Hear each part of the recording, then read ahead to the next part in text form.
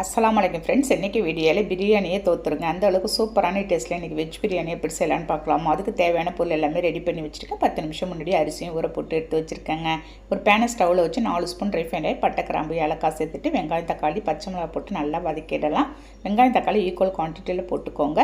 ஒரு 2 ஸ்பூன் இஞ்சி பூண்டு பேஸ்ட்டு போட்டு அதோட நல்லா பச்சை வாசனை போகிற வரைக்கும் வதக்கிட்டு ஹோம்மேட் கரம் மசாலா ஒரு 4 ஸ்பூன் சேர்த்துட்டேன்.